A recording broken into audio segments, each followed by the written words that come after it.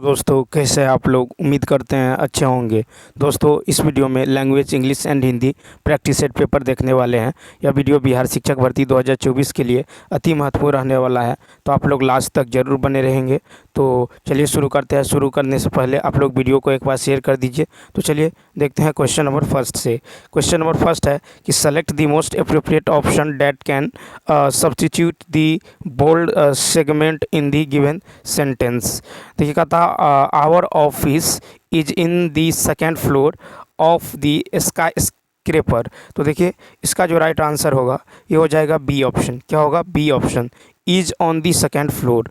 देखिए bold segment में is इन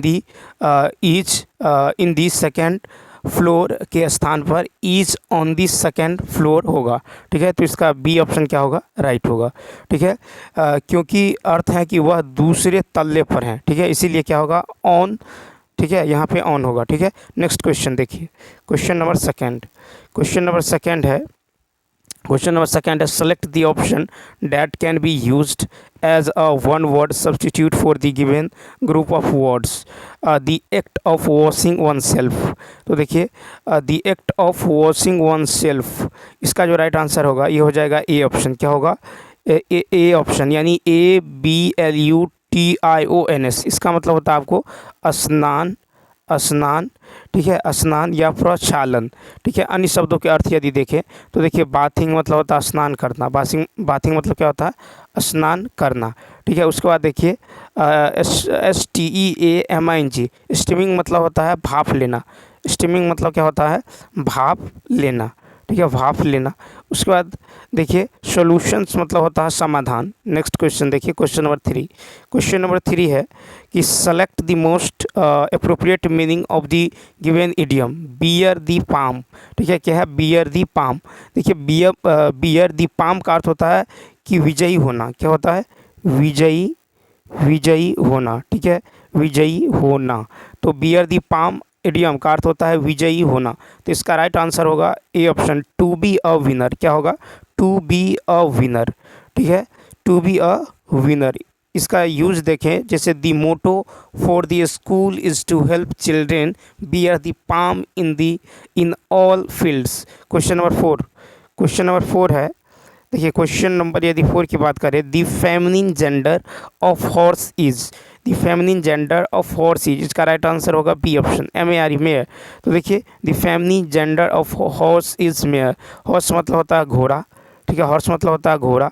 तो मेयर मतलब क्या होता है? घोड़ी। ठीक है, उसके बाद देखिए नेक्स्ट क्वेश्चन की यदि बात करें, क्वेश्चन नंबर 5। क्वेश्चन नंबर 5 है the sound of zebra is called. The sound of zebra.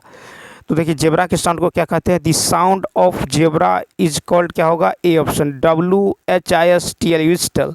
ठीक है, तो इसका ए ऑप्शन क्या होगा? राइट होगा। क्वेश्चन नंबर देखिए 6। क्वेश्चन नंबर 6 है कि choose the correct suffix to form a complete word dot dot सन, TION लगा हुआ है। तो देखिए 6 का जो राइट आंसर हो जाएगा ये होगा बी ऑप्शन। क्या होगा? मिशन। तो देखिए TION सन का प्रयोग सफिक्स के रूप में करने पर इंटरप्ट के स्थान। ठीक है, इंटरप्ट के सॉरी, इसका जो राइट आंसर होगा बी ऑप्शन, 6 का होगा बी ऑप्शन। ठीक है, क्या होगा? तो 6 का बी ऑप्शन हो जाएगा। ठीक है, तो देखिए शन, TION का प्रयोग सफिक्स के रूप में करने पर इंटरप्ट के साथ किया जा सकता है। ठीक है, तो ये बन जाएगा इंटरप्शन। ठीक है, INTERRUPTION। ठीक है, क्या बनेगा? INTERRUPTION। ठीक है, इसका अर्थ होता है बाधा। क्या होता है? बाधा या फिर रुकावट। क्वेश्चन नंबर देखिए 7। क्वेश्चन नंबर 7 है कि find out the parts of speech of the word fast. कहता है he kept the fast for a week. तो देखिए 7 का राइट आंसर होगा बी ऑप्शन। क्या होगा? B option. तो देखिए फास्ट शब्द का प्रयोग जब मेन वर्ब के बाद होता है। फास्ट शब्द का प्रयोग जब मेन वर्ब के बाद होता है तब एडवर्ब का कार्य करता है। ठीक है, और किसी नाउन के पहले पर नाउन के पहले एडजेक्टिव का है, तो इस वाक्य में नाउन के रूप में प्रयोग हुआ है, क्योंकि इससे पहले दी का प्रयोग है। ठीक है, इससे पहले दी का प्रयोग है, तो इसीलिए इसका बी ऑप्शन क्या होगा, राइट होगा। क्वेश्चन नंबर 8 देखिए। क्वेश्चन नंबर 8 की यदि बात करें तो देखिए क्वेश्चन नंबर 8 है कि listen carefully and take notes which kind of sentence is it. तो देखिए 8 का राइट आंसर होगा ए ऑप्शन, कंपाउंड। तो देखिए प्रश्न में दिया गया है वाक्य कि कंपाउंड सेंटेंस का उदाहरण। ठीक है, तो प्रश्न में दिया गया वाक्य कंपाउंड सेंटेंस का उदाहरण है। ठीक है, क्वेश्चन नंबर 9। अब देखिए यहाँ से हिंदी शुरू होता है। 9 है कि भाषा की सबसे छोटी मौखिक इकाई कहलाती है। तो भाषा, इसका राइट आंसर हो जाएगा आपको ए ऑप्शन, ध्वनि। भाषा की सबसे छोटी मौखिक इकाई ध्वनि कहलाती हैं। ठीक, सबसे छोटी ध्वनि जो है मूल ध्वनि होती है। मूल ध्वनि अखंड होती है। ठीक है, मूल ध्वनि भाषा की इकाई होती है।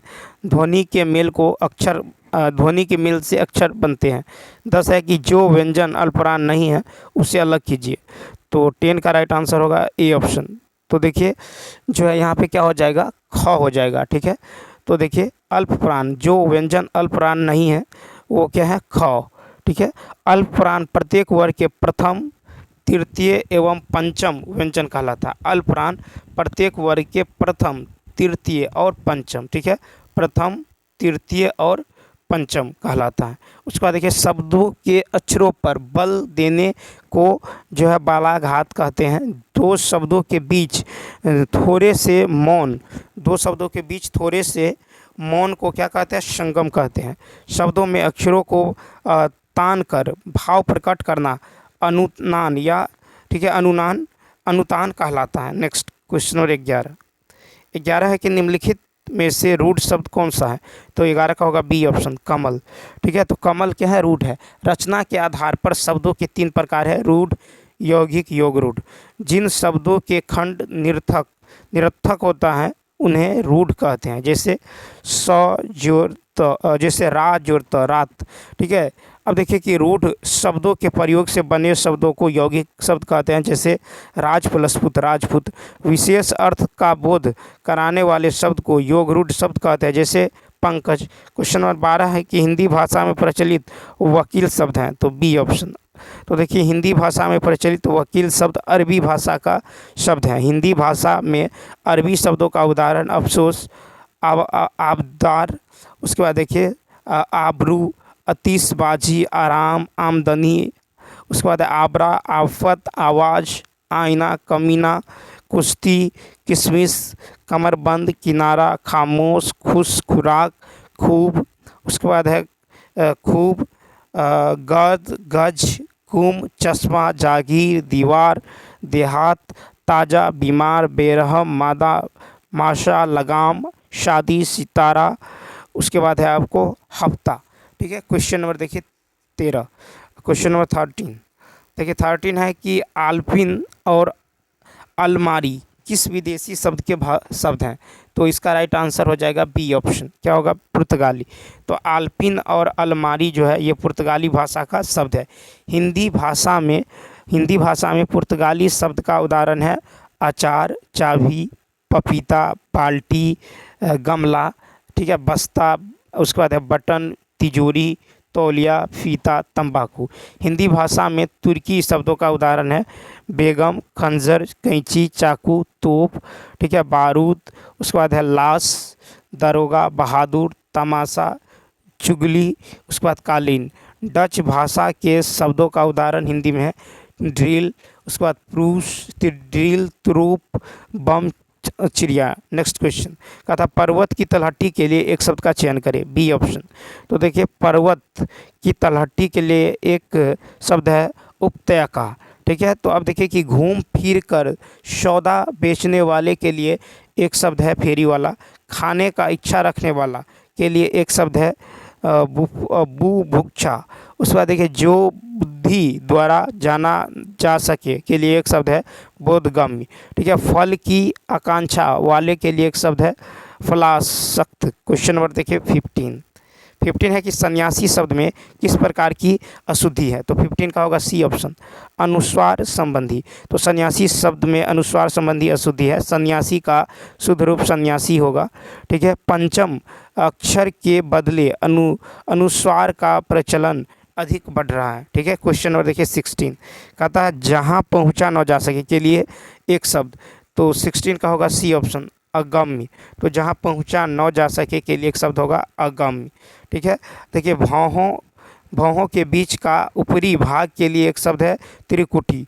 भूख से व्याकुल के लिए एक शब्द है क्षुधातुर। ठीक है, जहाँ पृथ्वी और आकाश मिलते दिखाई पड़े के लिए एक शब्द है आपको क्षितिज। ठीक, उसके बाद देखिए जो प्रमाण से सिद्ध हो चुका हो उसके लिए एक शब्द है प्रमेय। क्वेश्चन नंबर 17, क्वेश्चन नंबर 17 है कि मैं उत्तम पुरुष एक वचन सर्वनाम का उत्तम पुरुष बहुवचन सर्वनाम रूप है। 17 का होगा सी ऑप्शन, हम। तो मैं उत्तम पुरुष एक वचन सर्वनाम का उत्तम पुरुष बहुवचन सर्वनाम रूप हम है। पुरुष या स्त्री पर प्रयुक्त होने वाले नाम को पुरुषवाचक सर्वनाम कहते हैं। पुरुषवाचक सर्वनाम 3 प्रकार के, उत्तम पुरुष, मध्यम पुरुष और अन्य पुरुष। वक्ता के लिए उत्तम पुरुष सर्वनाम का प्रयोग किया जाता है। उत्तम पुरुष सर्वनाम का उदाहरण है मैं, हम लोग, हम सब। ठीक है, क्वेश्चन नंबर देखिए 18, क्वेश्चन नंबर 18 है कि लेख लिखा गया वाच्य की पहचान करें। 18 का होगा बी, कर्मवाच्य। लेख लिखा गया जो है ये वाक्य में कर्मवाच्य है। क्रिया के उस रूपांतर को कर्मवाच्य कहते हैं जिससे वाक्य में कर्म की प्रधानता का बोध हो। ठीक है, क्रिया के उस परिवर्तन को वाक्य कहते हैं जिसके द्वारा इस बात का बोध होता है कि वाक्य के अंतर्गत कर्ता कर्म अथवा भाव में से क्रिया प्रधानता हो। ठीक है, अब देखिए कि इसमें इसके अनुसार क्रिया के पुरुष वचन आदि का प्रयोग किया जाता है। नेक्स्ट क्वेश्चन, लिंग की दृष्टि से दही क्या है, तो बी ऑप्शन। तो लिंग की दृष्टि से दही जो है शब्द पुल्लिंग है। हिंदी में लिंग का निर्धारण कठिन लेकिन कुछ नियमों के द्वारा लिंग का निर्धारण करने का प्रयास किया गया है। जैसे देखिए तत्सम शब्दों के अंत में त्र नात लगे तो प्रायः लिंग पुल्लिंग होता है, जैसे चित्र, नयन। ठीक है, उसके बाद है हरण। यदि तत्सम शब्द जो है आकारांत, नकारांत, उपकारांत संज्ञाएं हैं तो प्रायः लिंग स्त्रीलिंग होता है, जैसे दया, प्रार्थना। ठीक है, वायु। उर्दू शब्द जिसके अंत में आब हो वे पुल्लिंग होते हैं, जैसे गुलाब, जुलाब, जवाब, फवाब।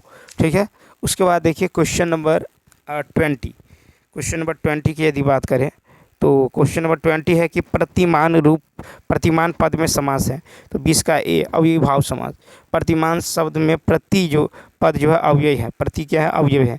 प्रतिमान पद में अव्ययीभाव समास है। अव्ययीभाव समास में प्रथम पद अव्यय और दूसरा पद संज्ञा होता है, और ठीक है, और अव्यय का अर्थ ही प्रधानता रहती है। अव्ययीभाव समास के उदाहरण है बाकलम। ठीक है, बतौर, प्रत्येक, समक्ष, यथाशीघ्र। और देखिए समानाधिकरण बहुब्रीहि समास का उदाहरण है चतुर्भुज, मिठभोला। उसके बाद है नेक नाम, त्रिनेह, सह, अस्ताक्ष।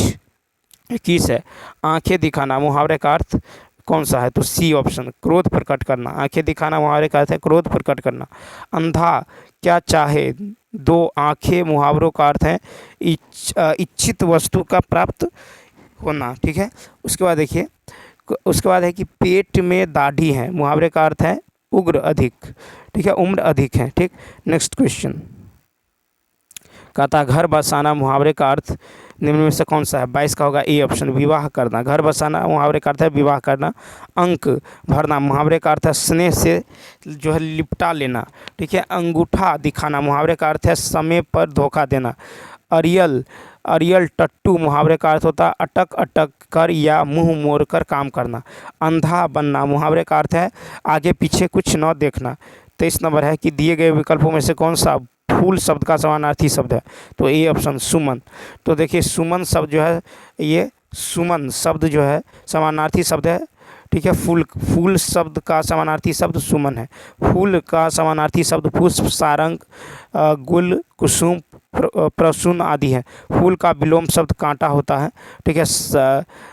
उसके बाद देखिए कि धरती का पर्यायवाची जो है पृथ्वी, अचला, जमीन, रत्न, गर्भा, क्षिति, भूमि आदि है, ठीक है। नेक्स्ट क्वेश्चन देखिए, क्वेश्चन नंबर जो है 24 है कि सीमा ने कल खाली स्थान काम नहीं किया था, इस वाक्य के लिए सही निपात का चयन कीजिए। तो 24 का होगा सी ऑप्शन, भर, ठीक है। तो सीमा ने कल काम नहीं किया था, इस वाक्य के लिए सही निपात भी है, क्या है सही निपात जो है 24 का क्या होगा, तो भी हो जाएगा, ठीक है, भी हो जाएगा, ठीक है। उसके बाद देखिए कि कहता है वाक्य में किसी शब्द या पद के बाद जो अव्यय लगकर एक विशेष बल या अवधान को व्यक्त करते हैं उन्हें निपात कहते हैं, ठीक है।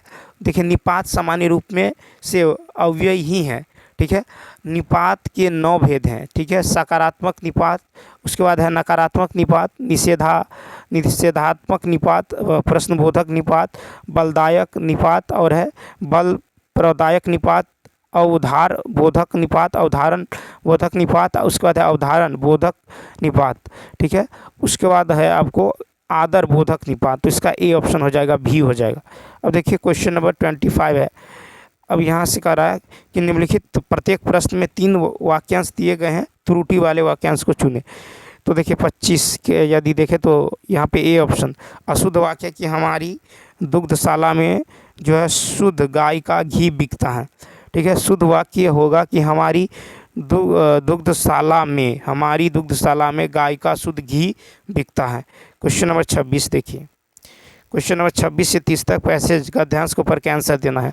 तो चलिए गद्यांश को देखते हैं। अवध की संस्कृति में सुसज्जित घोड़ा परिवहन का साधन और शान का प्रतीक था। मुख्य रूप से 3 प्रकार के तांगे और इक्के मिलते हैं, ठीक है। उसके बाद देखिए कि हैक, बग्गी, फीटन और टमटम। बग्गी बंद डिब्बे की होती हैं, जो फीटन और टमटम खुले वाहन हैं जिन्हें नवाबे द्वारा यात्रा में वरीयता दी जाती है, किंतु तांगे वो इसके शाब्दिक अर्थ जो है अधिक अश्व शक्ति की ओर इंगित करता है। इक्के में एक घोड़ा होता है, जबकि बग्गी या तांगे में 2, 4 या अधिक घोड़े होते हैं। अब चलिए देखते हैं क्वेश्चन नंबर। अब देखिए क्वेश्चन है 26 में कि सामाजिक आर्थिक जो है बदलावों ने किस तरह वाहनों को प्रभावित किया है। तो 26 का राइट आंसर होगा सी, हल्के वाहनों का प्रयोग होने लगा है, ठीक है। तो सामाजिक आर्थिक बदलावों ने जो है हल्के वाहन का प्रयोग होने लगा है। समय के साथ मानव के रहन सहन, खान पान, वेशभूषा, यातायात साधन आदि क्षेत्रों में भी जो है भारी बदलाव हुआ है। अब स्वचालित वाहनों का प्रयोग अधिक होती हैं। नेक्स्ट क्वेश्चन नंबर 27 है कि घोड़ों के पैरों को किस रूप में सजाया जाता है। ए ऑप्शन, तो काशीदाकारी युक्त वस्त्र से। घोड़ों के पैरों को जो है काशीदाकारी युक्त वस्त्र से सजाया जाता है, ठीक। उसके बाद देखिए कि पैरों की सुंदरता बढ़ाने के लिए काशीदाकारी जो है युक्त वस्त्र पैरों में पहनाया जाता है, ठीक है। पीतल, चांदी या अन्य पदार्थों के जो है घुंघरू भी बांधे जाते हैं, ठीक है। जंगी घोड़ों इस दौरान जो है सबके लिए आकर्षण का केंद्र बिंदु होते हैं। घोड़े के खुरों का भी श्रृंगार किया जाता है। नेक्स्ट 28, तांगा किस रूप में इक्के से अलग वाहन है। तो ए ऑप्शन, भारी और बड़ा वाहन। तो तांगा भारी और बड़ा वाहन है जो इक्के से जो है अलग वाहन जो है बनाता है। नेक्स्ट क्वेश्चन देखिए 29 की यदि बात करें, कहता है कि परिवहन के साधन का इस्तेमाल किसके अनुरूप किया जाता है। तो ए ऑप्शन क्या होगा, सामाजिक प्रतिष्ठा। परिवहन के साथ का इस्तेमाल सामाजिक प्रतिष्ठा के अनुरूप किया जाता है, ठीक है। तो इसका जो है क्या होगा, ए ऑप्शन। तो सामाजिक प्रतिष्ठा के आधार पर यातायात का निर्धारण किया जाता है 18वीं शताब्दी से, और विशेषकर 19वीं शताब्दी से सामाजिक, सांस्कृतिक और आर्थिक जो है जीवन में भारी बदलाव आया है। क्वेश्चन नंबर 30 है कि तांगे और इक्के के कितने प्रकार हैं। तो 30 का होगा सी ऑप्शन, 3। तांगे और इक्के के 3 प्रकार है। तांगे और इक्के के 3 प्रकार जो है हेक, बग्गी, ठीक है, फीटन और टमटम। बग्गी बंद डिब्बे की होती हैं, फीटन और टमटम खुले वाहन के हैं। अब चलिए देखते हैं नेक्स्ट जो है प्रैक्टिस शीट, तो आप लोग लास्ट तक जरूर बने रहेंगे। तो देखिए क्वेश्चन नंबर जो है कहता है कि when do you usually come to office, ठीक है, when do you usually come to office, तो इसका जो राइट आंसर हो जाएगा बी ऑप्शन हो जाएगा। क्या होगा? B option. तो देखिए we usually come to the office at 10 o'clock, तो यहाँ पे बी ऑप्शन क्या होगा? राइट होगा। क्वेश्चन नंबर सेकंड देखिए, सेकंड है कि which is the largest river flow in India, तो इसका राइट आंसर हो जाएगा ए ऑप्शन, गंगा। ठीक है, दी largest river flows in India in Ganga, ठीक है, इज गंगा। नेक्स्ट क्वेश्चन देखिए, question number three. Question number three है कि choose the antonym of the given words, तो देखिए प्रोटीन, तो प्रोटीन का अर्थ होता है आपको अटल। क्या होता है? प्रोटीन का अर्थ होता है अटल। उसके बाद होता है एक जैसा, ठीक है, एक जैसा रहने वाला। तो अतः इसका जो एंटोनिम होगा ये होगा चेंजेबल। क्या होगा? C option, changeable. Question number देखिए फोर। क्वेश्चन नंबर फोर की यदि बात करें तो क्वेश्चन नंबर फोर है कि choose the word that can substitute the given sentences, तो चार का राइट आंसर जो हो जाएगा आपको ये देखिए कहता है detaining and confining someone, detaining and confining someone, तो चार का होगा सी ऑप्शन। क्या होगा? इंटरमेंट। तो देखिए डिटेनिंग एंड कॉन्फाइनिंग समवन, इसका अर्थ होता है जो है इंटरमेंट यानी नज़रबंदी। क्या होता है? नज़रबंदी करना। ठीक, उसके बाद देखिए the act of interrupting somebody या समथिंग, इसका हो जाएगा इंटरप्शन यानी हस्तक्षेप। दी एक्ट ऑफ इंट्रोगेटिंग, इसका हो जाएगा आपको इंट्रोगेशन यानी पूछताछ। The burial of a corpse in a grave of फोब, FOMBE फॉम्ब, तो इसका हो जाएगा इंटरमेंट। ठीक है, यानी मुर्दे आदि को दफनाने या जमीन खोदकर गाड़ने। क्वेश्चन नंबर देखिए फाइव। क्वेश्चन नंबर फाइव है कि select the most appropriate option to fill in the blank, the dot dot of directors will decide the penalty. ठीक है, पेनल्टी। तो फाइव का राइट आंसर होगा बी, बोर्ड। तो देखिए डायरेक्टर्स के समूह को BOARD बोर्ड कहते हैं, इसलिए बोर्ड ऑफ डायरेक्टर्स जो है सी लिखना चाहिए। ठीक है, जैसे पूर्ण वाक्य होगा the board of directors will decide the penalty. Question number six. Question number six है कि the plural form of wife is, तो सिक्स का होगा ई ऑप्शन। क्या होगा? E option. तो the plural form of wife is WIVS। ठीक है, अब चलिए देखते हैं question number seven. Question number seven है the earth is dot dot around the sun, तो सेवन का होगा बी। क्या होगा? The earth is revolving around the sun. Question number eight. Question number eight देखिए, क्वेश्चन नंबर एट है कि make a meaningful word by adding suffix ment and choose the best answer, तो 8 का right answer हो जाएगा आपको सी option. क्या होगा? डेवलप। तो देखिए बनने वाला सही शब्द होगा डेवलपमेंट, यदि सफिक्स मेंट जोड़े तो डेवलपमेंट यानी सी ऑप्शन। Question number 9। अब देखिए यहाँ से हिंदी शुरू होता है। निम्नलिखित में से कौन सा वाक्य अशुद्ध है, तो 9 का ए ऑप्शन, मैंने कहीं नहीं जाना। तो देखिए इस वाक्य 9 का होगा शुद्ध वाक्य। क्या होगा? तो शुद्ध वाक्य होना चाहिए कि मुझे कहीं नहीं जाना है। ठीक है, इस वाक्य में सर्वनाम संबंधी अशुद्धि है, तो इस वाक्य में सर्वनाम संबंधी अशुद्धि मैंने है। ठीक है, जिसके स्थान पर मुझे सर्वनाम उपयुक्त होगा। Question number 10। क्वेश्चन नंबर 10 है कि उसने कहा कि मैं परिश्रमी हूँ का सरल वाक्य क्या होगा, तो 10 का होगा ए ऑप्शन, उसने स्वयं को परिश्रमी कहा। ठीक है, तो उसने स्वयं को परिश्रमी कहा सरल वाक्य होगा। ठीक है, अब देखिए कि असंतुष्ट वाक्य को, क्वेश्चन नंबर 10, असंतुष्ट वाक्य को यौगिक अथवा संयुक्त वाक्य भी कहते हैं। ठीक है, क्वेश्चन नंबर 11 देखिए। 11 है कि परसर्ग में कौन सा उपसर्ग है, 11 का ए, पर।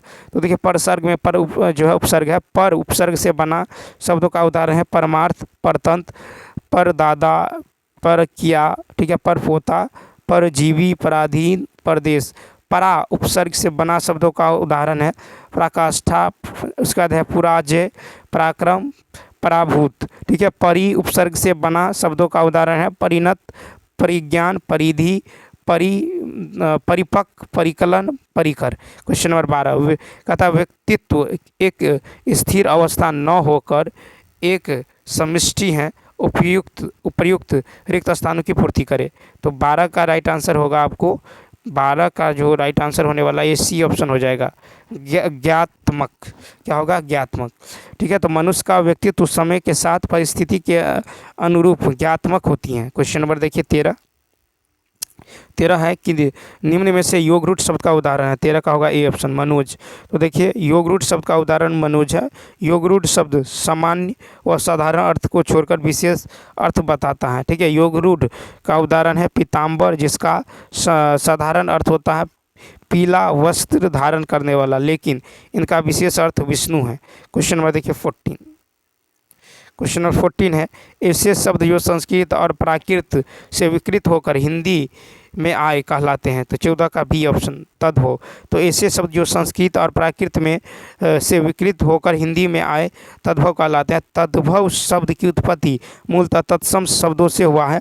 हिंदी भाषा में सर्वाधिक शब्द संस्कृत भाषा के तत्सम और बदले विकृति रूप तद्भव से बना है। हिंदी भाषा में जो है हजारों विदेशी शब्दों का भी समाहार किया गया है। नेक्स्ट क्वेश्चन नंबर देखिए 15। क्वेश्चन नंबर 15 है कि दिए गए समश्रुत भिन्नार्थक शब्द का उचित अर्थ ज्ञात करें। ठीक है, जैसे अर्जन, अर्चन। ठीक है, तो 15 का राइट आंसर हो जाएगा। तो दिए गए समश्रुत भिन्नार्थक शब्द अर्जन, अर्चन का अर्थ कमाना और बाधा है, तो इसका ए ऑप्शन।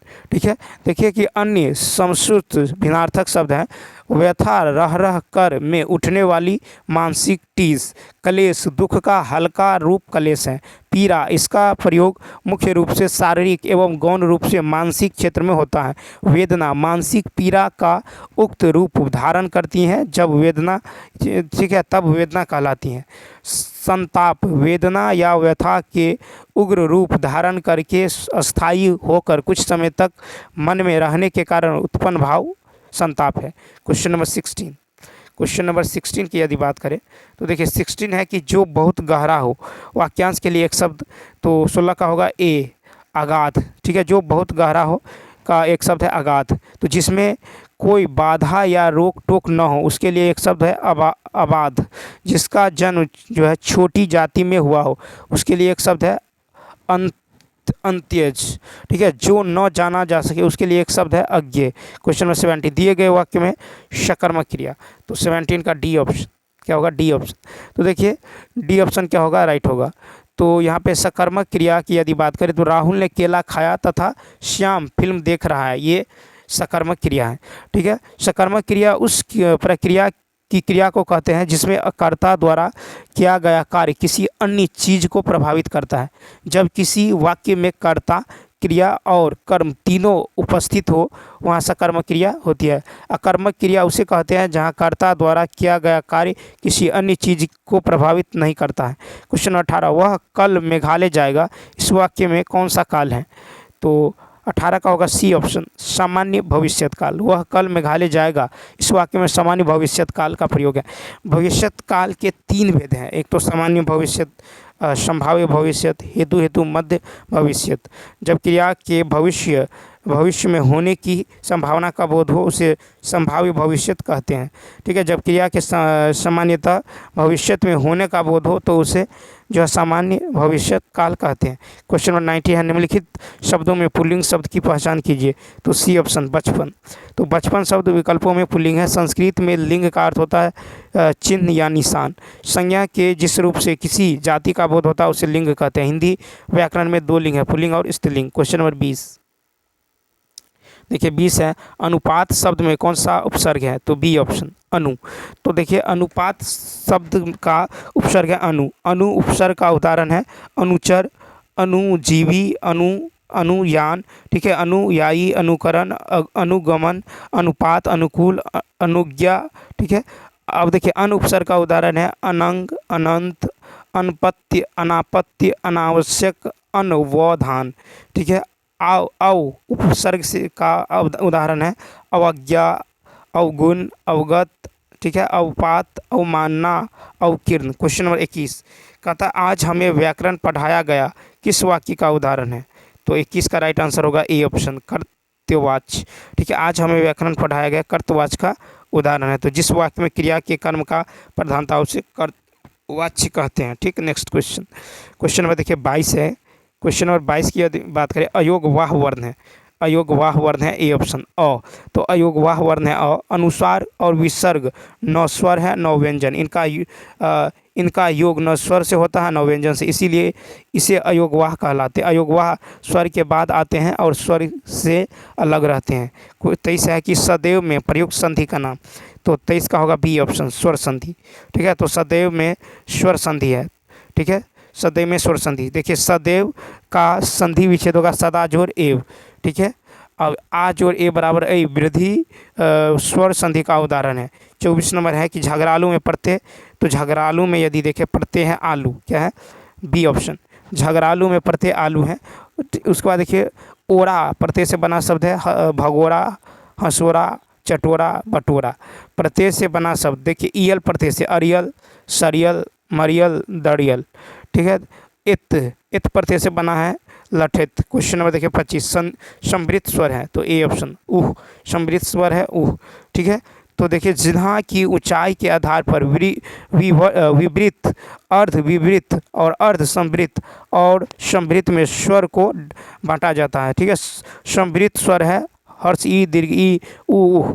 ठीक है, उसके बाद देखिए अर्ध समृद्ध स्वर है ए और उसके बाद है ओ। ठीक है, नेक्स्ट यदि देखें, देखिए जिन्हा पेशियों के तनाव के आधार पर स्वर दो का भेद होता है, एक तो शिथिल दुर्ग उ, हर्ष ई उह, उसमें देखिए कठोर आ दीर्घ ई उह। क्वेश्चन नंबर देखिए 26, क्वेश्चन नंबर 26 है पैसेज है, पैसेज को पढ़ के आंसर देना है। कहता है कि विश्व की कोई भी ऐसी जो है सभ्यता नहीं है जिसने वनों के मूल्य को न आंका हो। वन विभिन्न प्रकार के पशु पक्षियों तथा प्रजातियों के लिए एकमात्र आश्रय स्थल थे और आज भी हैं। वनों के निरंतर घटने से इनके संरक्षण आवश्यकता होती है। आज भी वन संरक्षण की आवश्यकता पहले से ही बनी हुई है। वनों में जो है उगे पेड़ पौधे हमारी ईंधन की समस्या का समाधान करते हैं। कहता हमें इमारतें, फर्नीचर आदि बनाने के लिए कई प्रकार की लकड़ियाँ प्राप्त होती है। साथ ही कागज़ बनाने के लिए कच्ची सामग्री भी उपलब्ध होती है, परंतु उन्हें काटने के साथ साथ इनका संरक्षण भी आवश्यक है। पेड़ पौधे वर्षा कराने में सहायक बनकर पर्यावरण की रक्षा करते हैं। ठीक है, तो अब देखिए यहाँ पे क्वेश्चन है कि वनों का मूल्य आंकने का अर्थ है 26 का ए ऑप्शन, वनों का महत्व समझना। वनों का मूल्य आंकने का अर्थ है वनों का महत्व समझना। 27 है आश्रय स्थल से अभिप्राय है, तो 27 का सी ऑप्शन क्या होगा? तो रहने का स्थान। आश्रय स्थल से अभिप्राय है रहने का स्थान। क्वेश्चन नंबर देखिए 28 है वनों के संरक्षण से अभिप्राय, 28 का होगा बी, वनों को बचाना। वनों के संरक्षण का अभिप्राय वनों को बचाना है। ठीक है, पर्यावरण की दृष्टि से 33% कुल भूभाग का वन होना अनिवार्य है। 29 है कि वन पर्यावरण की रक्षा किस प्रकार करते हैं? तो वर्षा कराने में सहायक बनकर। नेक्स्ट क्वेश्चन नंबर 30 देखिए, 30 है कि नदियों में जल धारा किसके कारण प्रभावित हो रही है? तो 30 का राइट आंसर हो जाएगा आपको ए ऑप्शन, वनों के। तो नदियों में जल धारा वनों के कारण प्रभावित हो रही है। ठीक है, मानव एवं वन्य जीव, मानव एवं वन्य जीव की जीवन जो है वन पर निर्भर करती हैं। ठीक है, रहती हैं। अब चलिए देखते हैं नेक्स्ट जो है, अब चलिए देखते हैं नेक्स्ट प्रैक्टिस सेट। तो आप लोग लास्ट तक जरूर बने रहेंगे और यदि वीडियो अच्छा लगता हो तो लाइक, शेयर और सब्सक्राइब करना ना भूलें। तो चलिए दोस्तों, अब यहाँ से कहता है कि फिल इन दी ब्लैंक्स। कहता I got dream job on dot 10th of May. तो देखिए इसका जो राइट आंसर होगा ये हो जाएगा सी ऑप्शन, क्या होगा? I got dream job on the 10th of May. तो यहाँ पे दी लगेगा। ठीक, क्वेश्चन नंबर 2 देखिए, कहता फिल इन दी ब्लैंक्स। कहता ड्रिंक डॉट ऑफ वाटर। तो यहाँ पे हो जाएगा ए ऑप्शन, क्या होगा? ड्रिंक प्लेंटी ऑफ वाटर, यानी खूब सारा पानी पियो। उसके बाद 3 नंबर देखिए, कहता सेलेक्ट दी इनकरेक्टली स्प्लिट वर्ड। तो 3 का राइट आंसर क्या हो जाएगा? 3 का राइट आंसर हो जाएगा बी ऑप्शन। ठीक है, क्या होगा? B option, ALUMINIUM। ठीक है, तो यहाँ पे जो है इसका राइट स्पेलिंग क्या होगा? ALUMINIUM। MINIUM, इसका अर्थ क्या होता है? एल्युमिनियम। अब देखिए एक EXCRETORY, इसका अर्थ होता है उत्सर्जी, निकालने वाला। ठीक है। मैन्युफैक्चरिंग मतलब होता है विनिर्माण। उसके बाद देखिए RESISTIVITY, इसका अर्थ होता है प्रतिरोधकता। क्वेश्चन नंबर देखिए नेक्स्ट, क्वेश्चन नंबर 4। कथा select the most appropriate option to fill in the blanks. कथा the little girl try to dot dot the singer. 4 का राइट आंसर होगा बी ऑप्शन। तो देखिए 4 का बी, इमिटेट मतलब होता है कॉपी करना, इमिटेट मतलब होता है कॉपी करना। ठीक है। पूर्ण वाक्य होगा the little girl try to imitate the singer. उसका इम्प्लाई मतलब होता है संकेत देना। ठीक है। लैंग्वेज मतलब होता है शिथिल, लैंग्वेज मतलब शिथिल मंद होता है। और इमिट मतलब होता है फेंकना, छोड़ना। क्वेश्चन नंबर 5 कहता fill in the blanks. The money was divided dot my 4 sons. तो 5 का राइट आंसर होगा बी ऑप्शन। क्या होगा? एमोंग, यानी the money was divided among my 4 sons. देखिए दो व्यक्ति हो तो इसके लिए बिटवीन का यूज़ किया जाता है, और 2 से अधिक व्यक्तियों के लिए एमोंग का यूज़ किया जाता है, 2 से अधिक व्यक्तियों के बीच एमोंग। ठीक। नेक्स्ट क्वेश्चन की यदि बात करें 6, क्वेश्चन नंबर 6 है the sun rise early in the. तो 6 का होगा be summer. The sun rise early in the summer. Question number 7 है कि form a meaningful word by adding the suffix hood. तो 7 का राइट आंसर हो जाएगा सी ऑप्शन, चाइल्डहुड। क्या होगा? चाइल्डहुड हो जाएगा। क्वेश्चन नंबर 8 है find the subject in this sentence. This is the boy who stood first. 8 का राइट आंसर होगा बी। क्या होगा? इस वाक्य में द बॉय सब्जेक्ट है। ठीक है। द बॉय क्या है?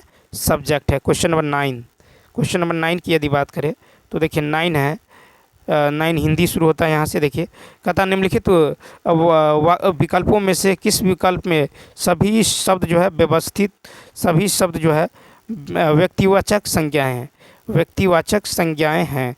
तो 9 का राइट आंसर होगा ए, राम, रामचरितमानस और गंगा। ठीक है। ये सब क्या है? व्यक्तिवाचक संज्ञा है। ठीक है। जिन संज्ञा शब्दों से किसी एक वस्तु, व्यक्ति या स्थान आदि का बोध हो उसे व्यक्तिवाचक संज्ञा कहते हैं, जैसे राम, श्याम, आम, अमरुद, गंगा, सिंधु, हिमालय आदि। ठीक है। संज्ञा के 5 विध है, जातिवाचक संज्ञा, व्यक्तिवाचक संज्ञा, भाववाचक संज्ञा, समूहवाचक संज्ञा, द्रव्यवाचक संज्ञा। क्वेश्चन नंबर 10 है कि तालव स, दंत स, मूर्धन्य स और ह कौन सा व्यंजन है? तो 10 का बी, ऊष्म व्यंजन। ठीक है। ऊष्म व्यंजन। तो जिन व्यंजनों के उच्चारण में एक प्रकार की गर्माहट या सुरसुराहट सी प्रतीत होती है, ऊष्म व्यंजन कहलाते हैं। तालव समूर्धन्य दंस हो। नेक्स्ट 11 स्वर सहित व्यंजन को लिखते समय उनके नीचे लगाते हैं। 11 का सी ऑप्शन, हलंत। स्वर सहित व्यंजन को लिखते समय उनके नीचे हलंत लगाते हैं। 12 है अर्ध स्वर वाला व्यंजन अलग है सा है। तो 12 का सी, यौ। ठीक है। क्या है? यौ। तो यौ जो है अर्ध स्वर वाले व्यंजन है। ठीक। उसके बाद देखिए हिंदी में यौ व अर्ध स्वर है। क्वेश्चन नंबर 13 की यदि बात करें, हिंदी में वर्णमाला में अंग और अह क्या है? तो सी ऑप्शन, अयोगवाह। हिंदी वर्णमाला में अंग अह अयोगवाह है। अयोगवाह अनुस्वार और विसर्ग को कहते हैं, क्योंकि यह न तो स्वर के अंतर्गत आता है और न ही व्यंजन के अंतर्गत आता है। ठीक। तो अंग अह दोनों अयोगवाह है। क्वेश्चन नंबर 14 कहता है भूतकाल का विलोम शब्द। डी ऑप्शन, भूतकाल का विलोम शब्द क्या है? तो देखिए भूतकाल का विलोम शब्द है अनागत काल या भविष्यत काल। क्वेश्चन नंबर 15 कहता बच्चे गाना गा चुके हैं, इस वाक्य में मुख्य क्रिया की पहचान करें। तो 15 का होगा सी ऑप्शन, गा। तो देखिए बच्चे गाना गा चुके हैं, इस वाक्य में मुख्य क्रिया गा है। ठीक है। जिन शब्दों से किसी कार्य का होना या करना समझा जाए उन्हें क्रिया कहते हैं, जैसे खाना, पीना, पढ़ना, लिखना। क्वेश्चन नंबर 16 है हिमालय के लिए सही संधि विच्छेद। तो 16 का होगा बी, हिम जोर आले। हिमालय का होगा हिम जोर आले। हिमालय में दीर्घ स्वर संधि है। 17 अथाह में प्रयुक्त उपसर्ग बताइए। तो ए ऑप्शन, अ। अथाह में अ उपसर्ग है। अ उपसर्ग से बने शब्द है अछूता, अथाह, अटल, अनादर, अदृश्य, अत्यंत, अधर्म, अज्ञान। क्वेश्चन नंबर देखिए 18 है कि नील गाय पद में समास है। 18 का सी, कर्मधारी। तो नील गाय में कर्मधारी समास है। नील गाय समास का विग्रह नीली है गाय, जो इसमें नीली और गाय शब्द के बीच विशेषण विशेष्य का संबंध है। अब उसके बाद चलिए देखते हैं क्वेश्चन नंबर 19। क्वेश्चन नंबर 19 की यदि बात करें तो देखिए 19 है कि अंगारे फाँकना मुहावरे कहाँ से है 19 का ए। तो देखिए अंगारे फाँकना मुहावरे कहाँ से है, ऐसा काम करना जिसका फल असहाय हो। ठीक है, उसके बाद देखिए अंगारे बरसना यानी कड़ी धूप होना, अंग लगाना आलिंगन करना, अंगारे उगलना यानी क्रोध में लाल पीला होना, अंगारों पर पैर रखना यानी स्वयं को खतरे में डालना। क्वेश्चन नंबर 20 क्वेश्चन नंबर देखिए 20 जो होगा, क्वेश्चन नंबर यदि 20 की यदि बात करें तो देखिए क्वेश्चन नंबर यहाँ पे जो 20 हो जाएगा, देखिए एक मिनट, क्वेश्चन नंबर जो है यहाँ पे 20 देखिए 7 पे थे, 7 यानी 9 पे। तो क्वेश्चन नंबर 20 की यदि बात करें, ठीक है, तो यहाँ पे जो है